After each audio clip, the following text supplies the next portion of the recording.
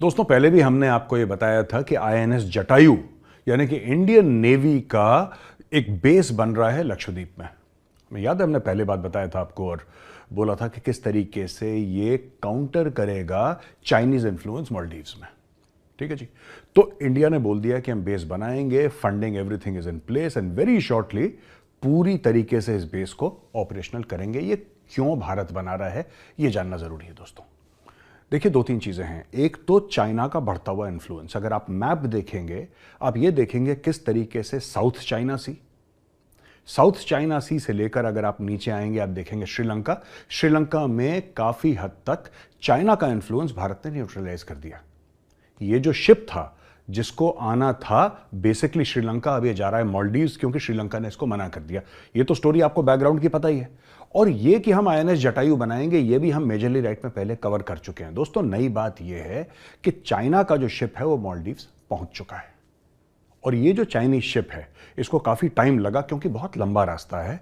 आते आते आया, वो पहुंचा, बीच में से उसने जो सर्वे करी होगी और भारत के ईस्टर्न सीबोर्ड का भी सर्वे करते करते करते ये पहुंचा है। और अब ये जो मालदीव्स है पूरी नजर रखता है ये चाइनीज शिप भारत के लगभग आप लगा लीजिए वेस्टर्न सीबोर्ड पे, ऊपर से पूरा नीचे तक ये जाएगा, घूमेगा, डॉक करेगा। इसके पास रडार्स हैं, डीप सी स्कैनर्स हैं, सब कुछ हैं।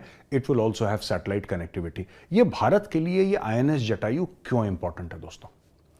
आईएनएस जटायु इसलिए इंपॉर्टेंट है, सिर्फ चाइना को काउंटर करना ही उसका मकसद नहीं है।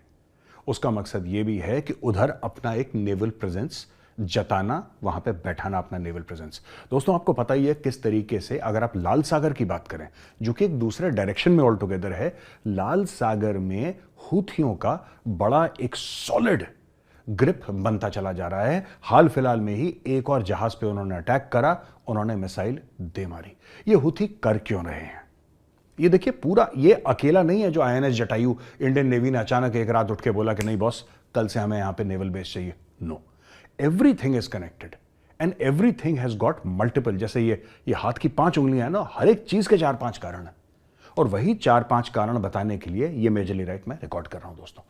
देखिए एक तो है चाइना का बढ़ता हुआ इन्फ्लुएंस जिसको काउंटर करना है, दूसरी चीज खुद का इन्फ्लुएंस बढ़ाना है, तीसरी चीज वो जो पूरा एरिया है वो भारत का इकोनॉमिक जोन है उस पर अच्छी तरीके से ग्रिप बनानी है, चौथी चीज जो ऊपर जाके यानी कि अप, ये तो नीचे है ना, ऊपर जाके जो हूथी कर रहे हैं लाल सागर में, जो सोमाली पायरेट्स कर रहे हैं, उन सब चीजों को कंट्रोल करना। और पांचवी चीज जो राजनाथ सिंह जी ने बोली थी कि India will become a net security provider in IOR, Indian Ocean region में भारत एक नेट सिक्योरिटी प्रोवाइडर है, बनेगा नहीं है, आज की तारीख में है। तो देखिए जितना दोस्तों भारत ने एंटी पायरेसी, एंटी हूथी ये सारे ऑपरेशंस करें, इतने अमेरिका ने भी नहीं करे।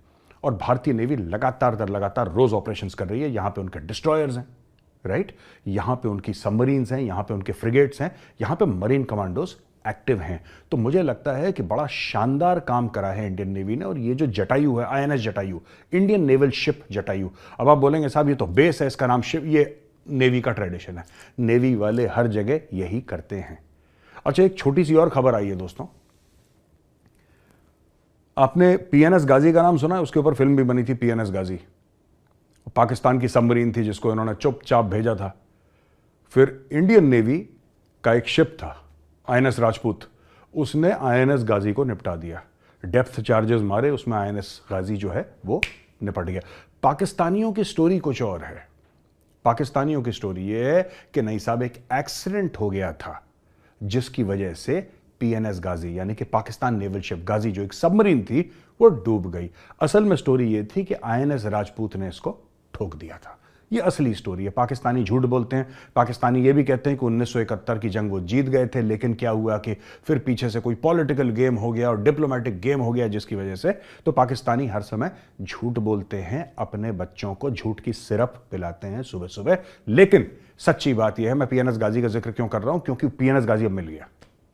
पीएनएस गाजी मिल गया और पीएनएस गाजी समुद्र के बिल्कुल नीचे off the coast of Vizag, 2-2.5-3 kilometre off the coast of Vizag जमीन में, ये इंडियन नेवी ने एक सबमर्सिबल जिसको कहते हैं प्लेटफॉर्म नीचे डाला, तो उसने खोज के निकाल दिया। क्या भारतीय नेवी पीएनएस गाजी को ऊपर लाएगी? नहीं।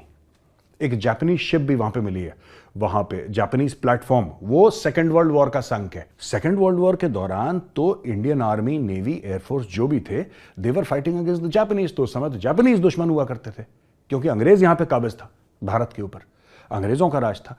तो ये दोनों शिप्स, पाकिस्तानी और जापानीज दोनों मिले हैं, और इंडियन नेवी का ये फैसला है कि इनको ऊपर हम नहीं लेकर आएंगे, बिकॉज एक पुराना नेवल ट्रेडिशन है कि जो अपने देश के लिए जिसने अपनी जान दी है वो वहां पे आराम कर रहा है। They are resting there at the bottom of the ocean and the sailors should not be disturbed. ये पुराना एक नेवल ट्रेडिशन है।